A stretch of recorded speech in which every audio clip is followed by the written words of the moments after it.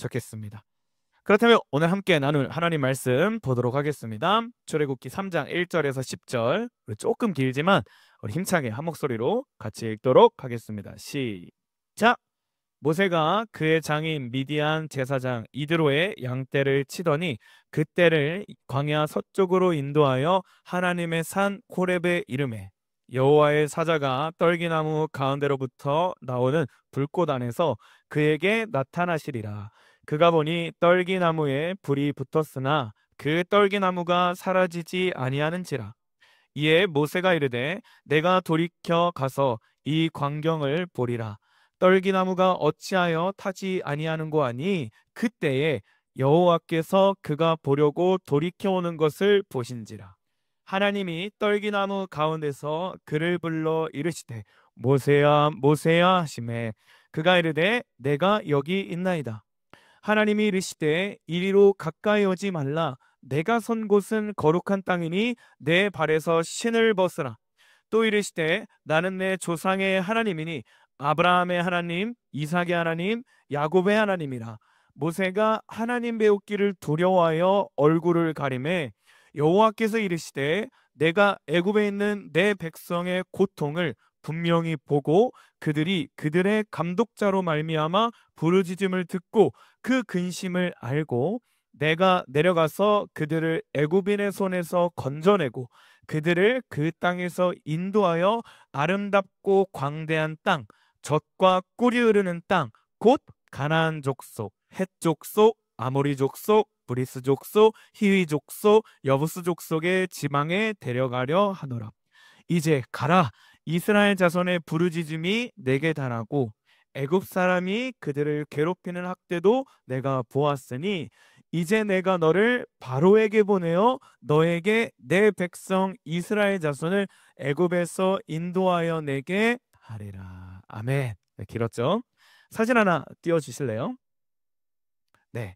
최근에 이제 언더커버 하이스쿨이라는 드라마가 종영했어요. 저는 안 봤는데 이 드라마가 유치하기도 하면서 뭐 굉장히 재밌었다라는 이제 평가가 있더라고요. 아무튼 이 드라마 중에 이 진기주라는 배우가 여배우가 등장을 해요. 근데 이 진기주라는 여배우가 막 이제 유명해지기 시작할 때 유퀴즈를 나온 적이 있어요. 제가 그 영상을 봤는데 거기서 이제 조세호 씨와 유재석 씨와 진기주 씨가 이렇게 앉아서 막 얘기를 나누다 보니까 이렇게 얘기를 하는 거예요. 그분이 30살이 조금 넘었는데 자기가 20살 때부터 직업을 무려 4번이나 바꿨대요. 근데 이제 이 직업의 스펙을 보니까 엄청 남들이 부러워하는 직업을 가진 거예요. 삼성 대기업 37기 공채로 들어갔고 또 이 하다가 일이 좀 지루해져서 퇴사를 하고 민영 방송국 기자로 삶을 삽니다. 하다가 또 일이 지루해져서 이제 슈퍼모델을 또 하게 돼요. 슈퍼모델 하다가 또 이제 또 때려치고 이제는 이제 배우로서 삶을 살고 있다고 하더라고요. 거기서 유재석 씨가 이렇게 질문했어요. 아니 어떻게 그렇게 쉽게 이 직업을 포기하고 이렇게 직업을 많이 바꿀 수 있었습니까? 라고 할 때 이 진기주 배우가 이렇게 대답합니다. 저는 지금까지 남들이 좋다고 하는 것을 따라 살았습니다. 근데 정작 그 좋다고 하는 직업을 가졌는데 행복하지가 않더라고요. 그래서 늘 그 좋은 직업을 들어가긴 했지만 회의감이 들었습니다. 그러다가 지금의 이 배우의 길을 걷고 있는데 어찌 보면 가장 불안정하고 또 욕도 가장 많이 먹고 자존감도 많이 떨어지는 직업이긴 하지만 이 배우라는 직업이 흥미로워서 굉장히 좋아요 라고 대답을 해요. 근데 여기서 끝이 아니라 유재석 씨가 더 나아가서 한 번 더 질문합니다. 그러면 지금은 행복하십니까? 라고 물을 때 이 진기주 씨가 쉽게 대답하지 못하더라고요. 제가 그 영상을 이제 유퀴즈를 보면서 굉장히 많은 생각이 들었습니다. 여러분, 여러분의 삶은 어떤 것 같아요? 여러분의 하루하루는 행복합니까? 할렐루야. 어. 하나님을 믿는 사람이나 하나님을 믿지 않는 사람이나 누구든지 행복한 삶을 추구합니다. 하지만 제가 여기서 확실할 수 있는 것은 뭐냐면 높은 연봉을 받는다고 남들이 부러워하는 직업을 갖는다고 무조건 행복한 것은 아니라는 것입니다. 물질적인 풍요가 절대적인 행복을 주지는 않습니다. 최근에 이 연예인들의 안 좋은 소식을 계속 접하게 되면서 여러분들도 다 아는 그런 기사들, 또 많은 것을 가진 사람들이 그것 때문에 삶이 무너지고 그것을 어떻게든 빼앗기지 않으려고 발버둥 치다가 잘못된 길로 빠지는 이런 기사들을 보면서 행복이란 건 단순히 어떤 물리적인 것으로 만들어지는 건 아니다라는 것을 깨달았습니다. 그래서 철학자들은 얘기해요. 네 안에 정답이 있다. 너 자신을 알라, 이렇게 얘기합니다. 그리고 이런 유명한 말이 있잖아요. 생각한다, 고로나는 존재한다. 들어봤죠? 학교에서도 들어봤죠? 근데 제가 이 말에 동의할 수 없는 게 이겁니다. 여러분 봐봐요. 우리가 좋아하는 사과가 생각하기 때문에 존재하나요? 제가 이게 들고 있는 이 마이크가 마이크 스스로 생각하고 있기 때문에 존재해요. 아니잖아요. 그죠? 그럼 제가 나는 멋쟁이 토마토가 될 거야. 울퉁불퉁 멋진 몸매에 빨간 옷을 입고 난 토마토가 될 거야. 토마토를 생각한다고 제가 토마토로 변합니까? 아니에요. 우리는 생각하기 때문에 존재하는 게 아니라 존재하기 때문에 생각합니다. 왜요? 우리는 진화된 존재가 아니라 창조된 존재이기 때문이에요. 할렐루야. 우리는 하나님의 형상대로, 하나님의 뜻대로, 하나님의 목적을 품고 하나님의 계획을 갖고 창조된 존재이기 때문에 그렇습니다. 그러면 우리의 진정한 행복은 어디서 오느냐? 물질적인 곳에서? 아니요. 우리의 진정한 행복은 하나님의 꿈을 이루며 살 때 행복함을 누릴 수 있습니다. 내가 하나님께로부터 창조됐다는 것을 믿어지기 시작할 때, 내가 하나님께로부터 왔다라는 사실을 고백하기 시작할 때, 내가 하늘로부터 이 땅에 하나님의 부르심을 받고 하나님의 목적과 계획을 갖고 이 땅에 창조되었다라는 게 알아지고 믿어지고 경험되고 누려지기 시작할 때, 그제서야 진정한 행복을 우리는 경험할 수 있습니다. 오늘 우리가 이 복음을 누려라 네 번째 시간인데, 평범한 속에서 누리는 복음이 뭔가라는 주제를 가지고 말씀을 나눌 겁니다. 그래서 평범한 가운데 하나님이 개입하셔서 여러분의 인생이 비범한 인생이 되기를, 의미 없이 가치 없이 살아가는 인생이 아니라 그의 삶 가운데서 하나님이 주시는 진정한 행복을 누릴 수 있는 여러분이 되기를 주님의 이름으로 소망합니다. 옆 사람에게 인사하겠습니다. 복음을 누리자. 시작. 자, 오늘 본문엔 우리와 얼굴 한번 대면하진 않았지만 굉장히 친숙한 3000년 전의 사람이 등장합니다. 바로 모세예요. 모세의 삶을 보면요, 그렇게 크게 대단한 삶은 아니었습니다. 살짝 제가 부정적인 이 시각으로 표현하면 부모 없이 자란 아이였어요. 엄마의 젖을 먹긴 했지만 그는 입양아로 살게 됩니다. 그리고 또 이집트의 왕의 교육을 받긴 했지만 전통 그 애굽 사람, 이집트 사람은 아니었기 때문에 늘 이렇게 뭔가 이인자로서 패배자의 삶을 살았을 겁니다.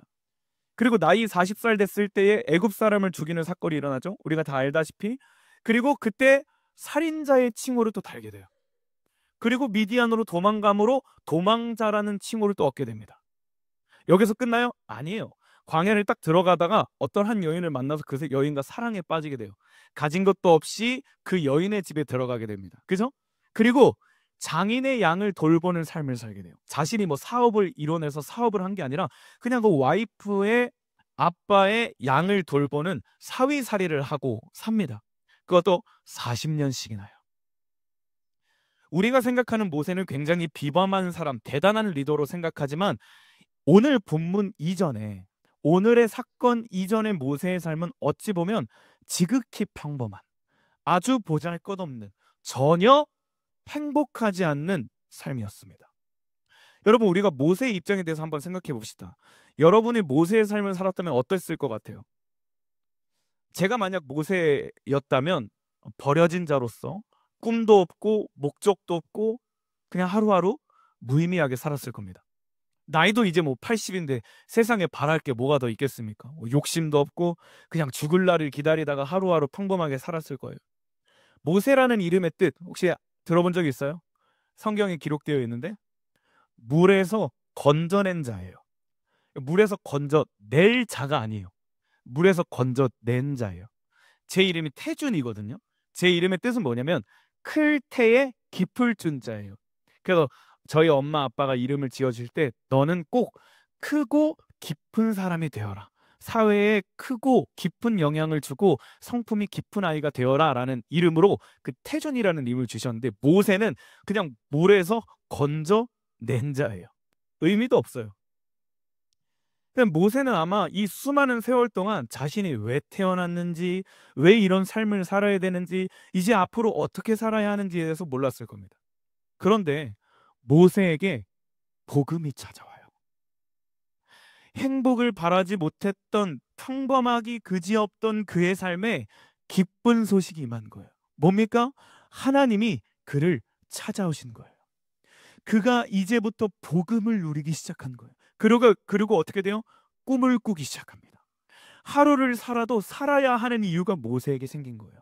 사랑하는 여러분, 우리가 평범함 속에서 누릴 수 있는 복음 첫 번째가 뭐냐? 따라합시다. 하나님이 나를 찾아오셨다.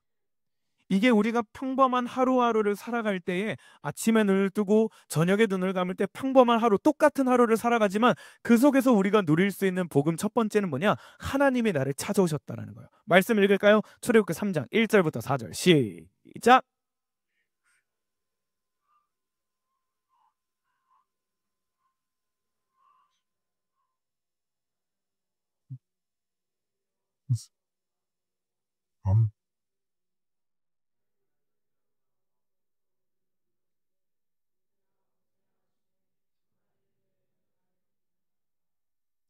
한번 생각해봐요.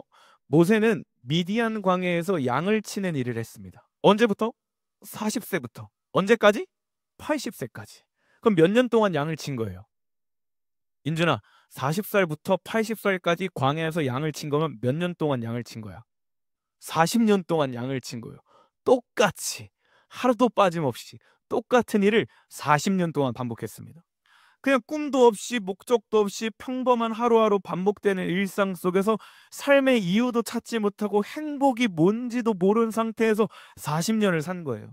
그러니까 우리는 모세가 나중에 이 성경을 기록할 때 자신이 하나님을 만났던 그 산, 호렙산을 여호와의 산이라고 기록했기 때문에 우리는 그 산이 여호와의 산이라는 걸 알아요. 그죠? 호렙산, 신의 산 하면 하나님의 산이라는 걸 압니다. 근데 그 당시 모세는 그 산이 여호와의 산인 줄 몰랐을 거예요. 그냥 그는 양을 치다가 40년 동안 평범히 양을 치다가 단순히 풀이 많고 양을 몰고 다니기 좋기 때문에 광야 서쪽으로 항상 양을 이끌었습니다.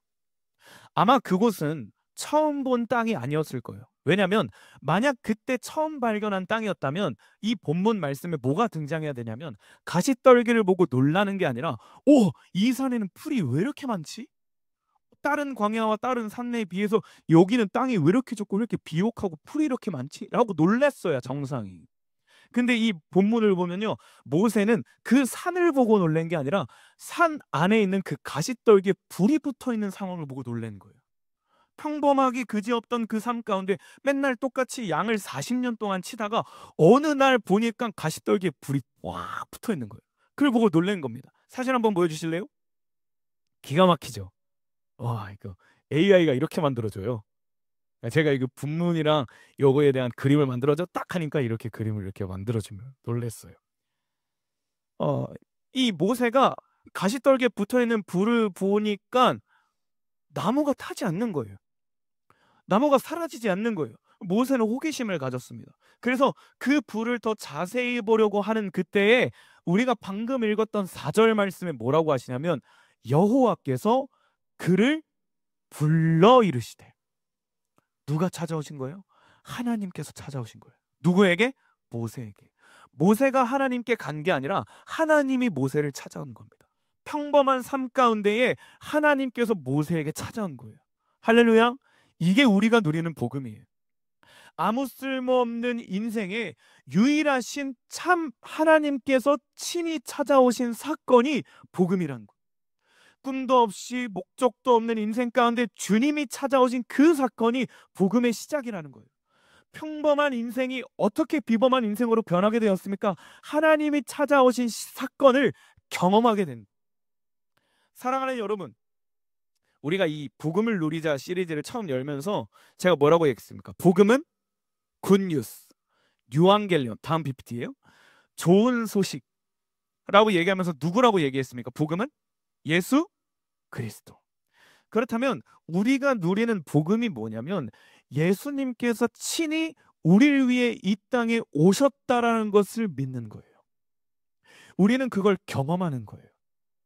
버려진 자였고 입양하였고 도망자였고 살인자였고 떠돌이였고 무명한 자였고 가진 게 없었고 사위살이하고 늙을 대로 늙은 인생이지만 하나님께서 친히 모세를 찾아오신 것이 그에게 복음이었던 것처럼 아무것도 아닌 것 같고 그냥 남들 다 똑같이 하는 학원 가고 똑같이 하는 공부하고 똑같이 하는 하루하루 살아가는 게 고작인 전혀 행복이 뭔지도 모르고 알지 못하고 꿈도 없고 목적도 없이 살아가는 우리의 인생 가운데에 죄인이고 더럽고 추악했던 우리지만 그런 우리를 위해서 하나님의 아들 예수 그리스도께서 우리를 찾아오셨다라는 이 사건이, 이 진리가, 이것이 우리의 복음이라는 거예요. 나를 부르시고 나를 만나시고 내게 다가오시고 나를 찾아오시고 나에게 말씀해 주신 사건이 복음이라는 거예요. 그리고 무엇을 말씀하시냐면 너는 우연히 진화된 존재가 아니야. 얘들아, 너는 하나님의 형상대로 지음받았어. 하나님께서 너를 통해, 우리를 통해, 우리 청소년부를 통해, 우리 아름다운 꿈의 교회를 통해 하실 일이 있다라는 거예요. 우리는 그냥 목적 없이 꿈도 없이 하루하루를 낭비할 인생이 아니라는 거예요. 그냥 무의미하게 아침에 눈을 뜨고 똑같이 학원 가고 똑같이 공부하고 남들 하는 거 그냥 대기업에 들어가면 행복한 거겠지, 좋은 대학 가면 행복한 거겠지, 어떤 그 삶의 존재하는 목적을 깨닫지 못하고 남들 다 하는 똑같은 인생, 평범한 인생, 행복을 누리지 못하는 인생을 살 존재가 아니라는 거예요. 이해가 돼요? 복음은요, 단순히 구원으로 끝나지 않습니다. 복음은 반드시 부르심으로 나아가야 돼요. 어디로 가야 된다고? 어디로 가야 된다고요? 부르심으로 가야 돼요. 제가 오늘의 이 얘기를 하기 위해서 앞에서 3주 동안 선포한 거예요. 하나님이 우리와 함께 하신다. 할렐루야. 하나님께서 여러분에게 공급하신다. 아멘. 말씀으로 우리에게 다가오신다. 아멘. 하나님은 우리를 절대 정죄하지 않으신다. 아멘. 성령님은 오늘도 내 안에 계신다. 할렐루야. 그분은 나를 절대 버리고 떠나시지 않으신다. 아멘. 이걸 확실하게 알아야 돼요. 진정한 행복은 하나님께서 나를 찾아오셨다는 것을 누릴 때부터 시작돼요. 예수님께서 우리를 위해 친히 이 땅에 오셨다는 걸 믿고 알고 누릴 때 시작합니다. 그분이 십자가 지실 걸 아셨음에도 두 손과 두 발에 못 박히는 고통이 얼마나 끔찍한지 이 땅에 육신을 입고 오시기 전부터 그게 얼마나 고통스러운지 아시는데도 채찍에 맞아서 고난당하는 게 내가 의지하고 내가 사랑하는 아이들이, 사랑하는 백성이 나에게 침을 뱉고 주먹질을 하고 돌을 던지고 욕설하는 게 사람들 앞에서 얼마나 수치스러운지 아는데, 그게 얼마나 고통스러운 걸 아는데도 그분께서 찾아오신 거예요. 왜요? 우리를 사랑하기 때문에. 우리는 그분이 우리를 창조했기 때문에. 하나님 아버지께서 우리의 진정한 아버지이기 때문에. 예수님께서 여러분의 찾아오신 것이 믿어지기를 주님의 이름으로 소망합니다. 이 복음이 누려지기를 소망합니다. 그래서 우리가 아침에 눈을 뜰 때 행복과 감사함으로 하루를 시작할 수 있는 거예요. 주님 감사합니다. 우리가 선포하는 복음이 뭐냐? 주님 오늘도 나를 찾아오셨군요. 주님 오늘도 나와 동행하시는군요. 주님이 오늘도 나를 떠나지 않으시는군요. 이 복음을 선포할 수 있는 우리 청소년부가 되기를 주님의 이름으로 소망합니다. 두 번째, 평범한 속에서 우리는 누리는 복음이 뭐냐? 꿈을 주신다라는 것입니다. 9절 10절 같이 읽을게요. 시작. 이제 가라. 이스라엘 자손의 부르짖음이 이제 내가 너를 바로에게 보내어 너에게 내 백성 이스라엘 자손을 애굽에서 인도하여 내게 하려. 자, 10절 다시 한 번 더 큰 목소리로 읽겠습니다. 시작.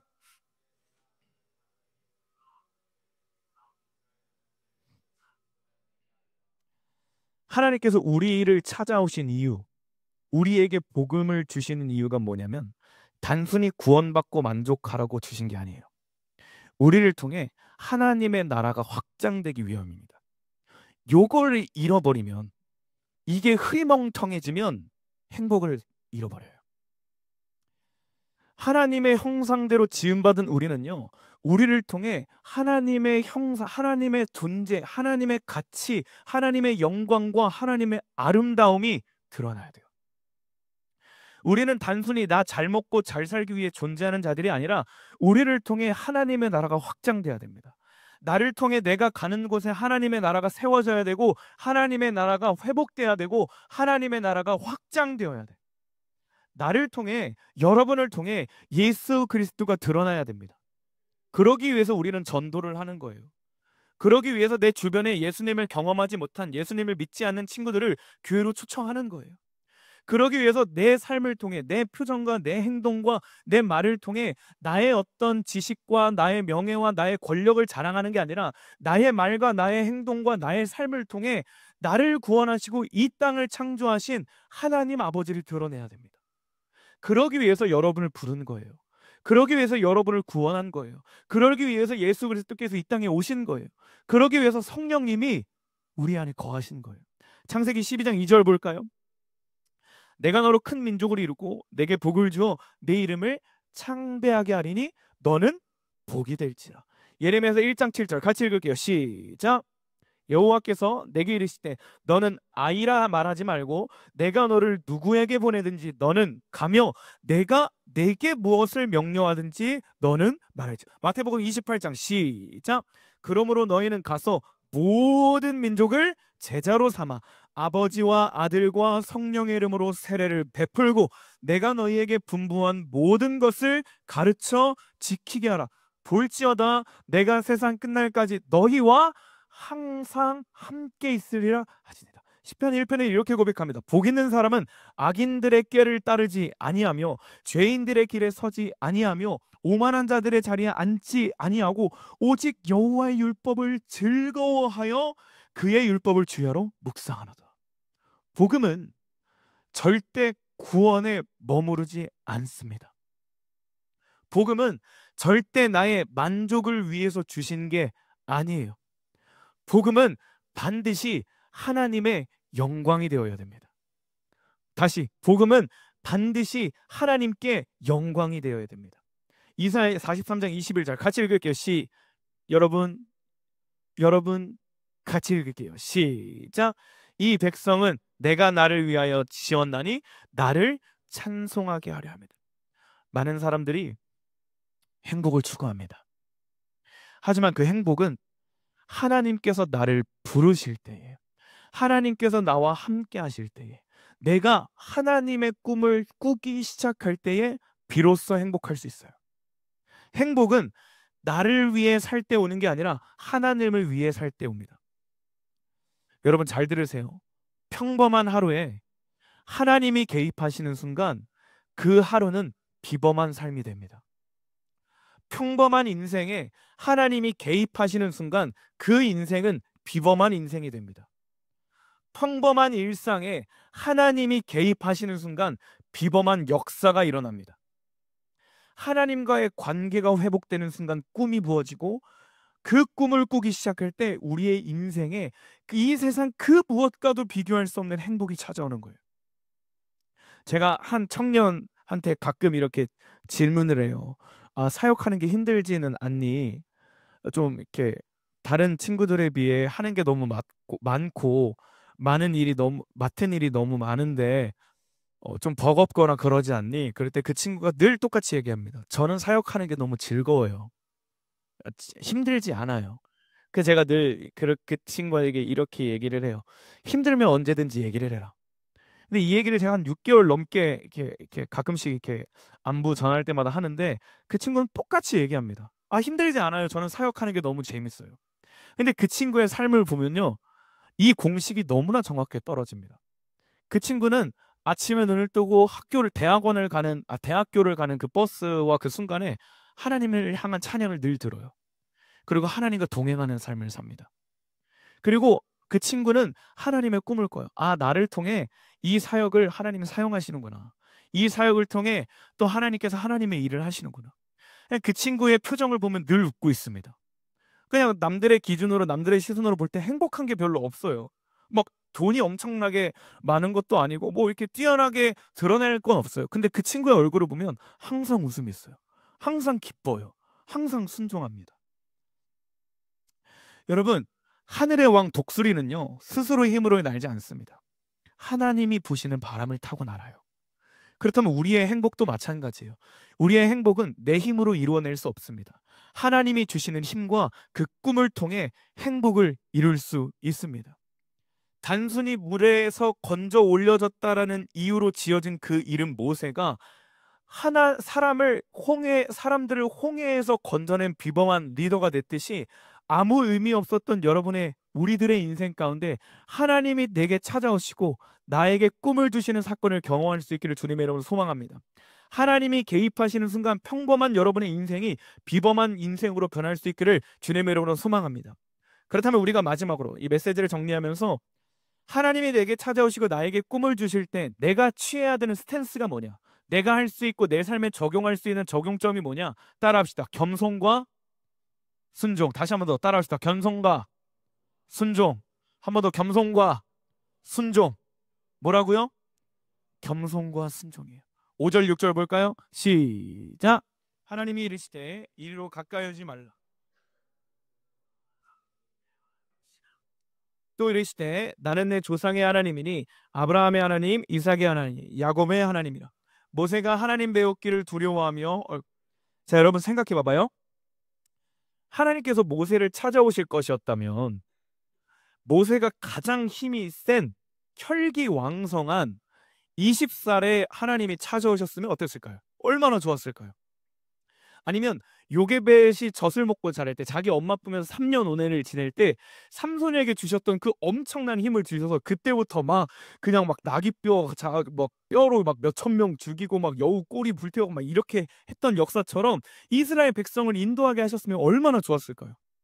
아니면 애굽 사람을 죽였던 40세 때에 딱 그때 하나님이 힘을 그냥 팍 주셔가지고 그때 그냥 아싸리 그래 내가 어차피 애굽 사람 한 명 죽인 거 이스라엘 다 와 내가 너희를 이끌어낼게 이랬으면 얼마나 좋았을까요?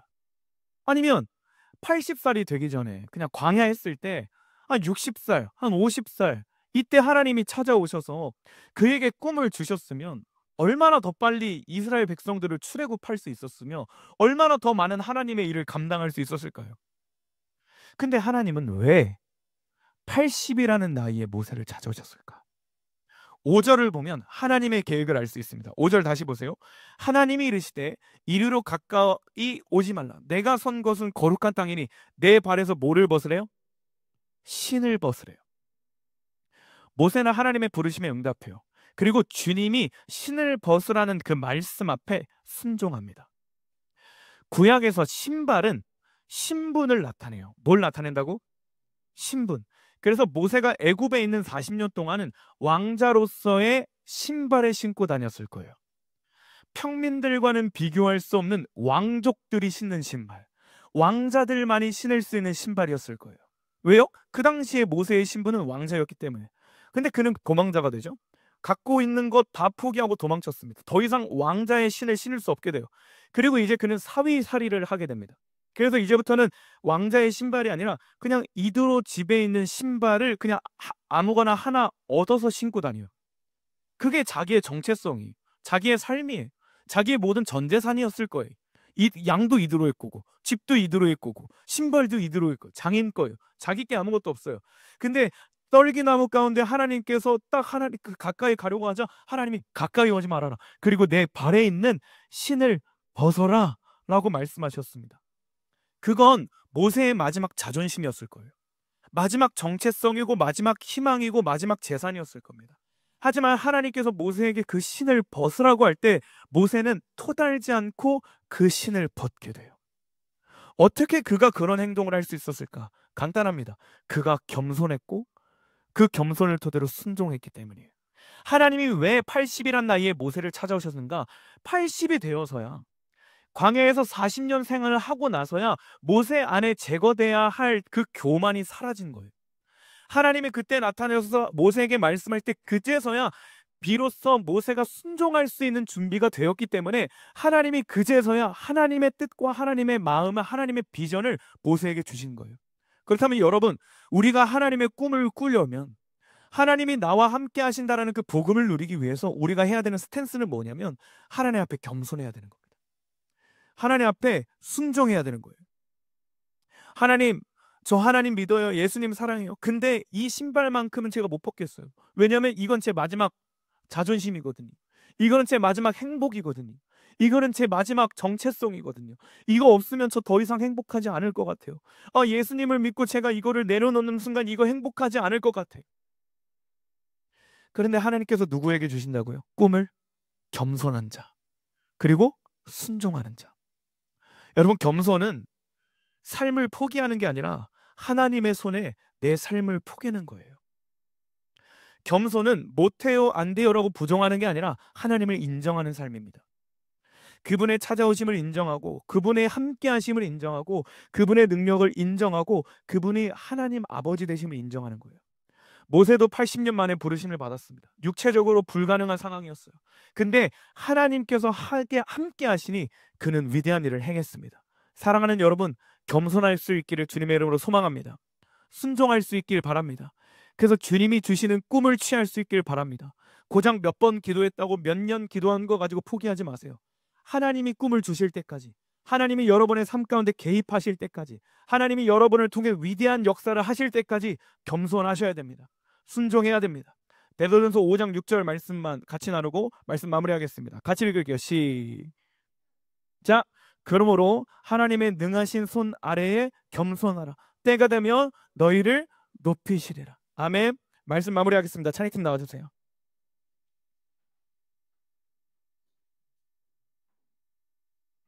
available 연주해주면 좋아요.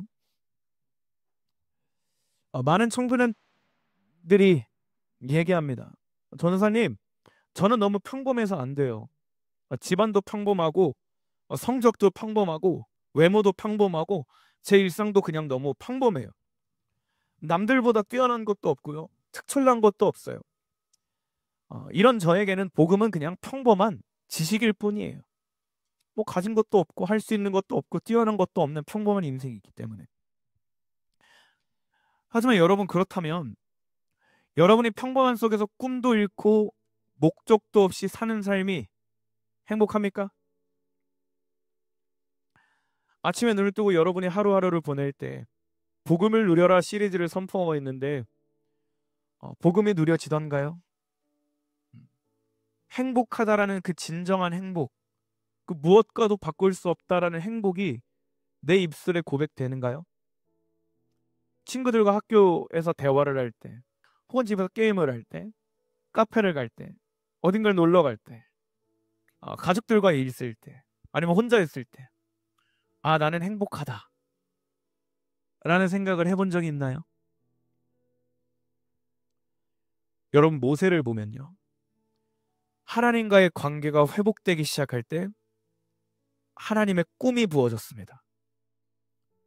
하나님께서 삶에 개입하기 시작하면 80이라는 나이도 지극히 평범하기 짝이 없던 인생도 비범한 인생으로 바뀌게 됩니다. 복음을 누리기 시작할 때 역사가 시작됩니다. 내가 꾸는 꿈은 처음부터 끝까지 내 힘으로 해야 돼요. 하지만 하나님이 주시는 꿈은 처음부터 끝까지 주가 주시는 힘으로 감당할 수 있는 줄 믿습니다. 종종 가끔씩 어떤 성도님들이나 어른들이나 청년들이나 청소년들이 저에게 물어봐요. 전도사님 행복하세요? 전도사님 그렇게 바쁘게 사는데 행복하세요? 저는 1초의 망설임도 없이 얘기합니다. 난 너무 행복하지. 때론 버겁기도 하죠. 힘들기도 하죠. 몸은 하는데 해야 할 일은 너무 많으니까. 하루에 정해진 시간인데 해야 할 일이 너무 많으니까 버겁긴 한데요. 저는 이 행복을 이 세상 그 어떤 것도 바꿀 수 없다는 걸 확신합니다. 저한테 하나님을 예배하는 것만큼 행복한 건 없어요. 저한테 하나님을 증거하는 것, 예수님을 증거하는 것, 말씀을 선포하는 것만큼 행복한 건 없어요. 저요? 꿈? 없었어요. 목적? 없었어요. 가진 거? 없었어요. 지극히 평범한 인생이었습니다. 내세울 거 하나도 없었어요. 근데 여러분, 저도요, 이 모세와 마찬가지로 하나님이 주시는 이 복음을 누리기 시작할 때, 하나님이 내 삶 가운데 찾아오셨다라는 것이 믿어지기 시작한 거예요. 하나님이 내 삶 가운데 찾아오셨다라는 것이 믿어지기 시작할 때 하나님과의 관계가 회복되자 하나님의 꿈이 나에게 부어진 거예요.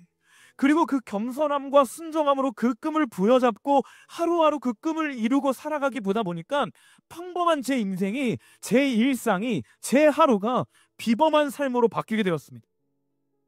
사랑하는 여러분, 평범한 가운데 우리가 선포하고 누릴 복음은 뭐냐? 첫 번째, 하나님이 나를 찾아오셨다. 두 번째, 하나님이 나에게 꿈을 주셨다.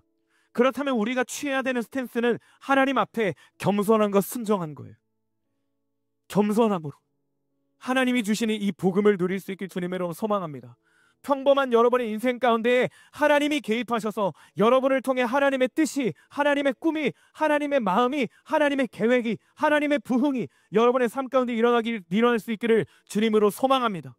꿈을 포기하지 마세요. 주저앉지 마세요. 핑계대지 마세요. 겸손함으로 또 순종함으로 하나님의 말씀에 다가갈 수 있기를, 이 말씀을 살아낼 수 있기를, 복음을 누릴 수 있기를 주님의 이름으로 소망합니다. 우리 함께 찬양하고 또 함께 기도하도록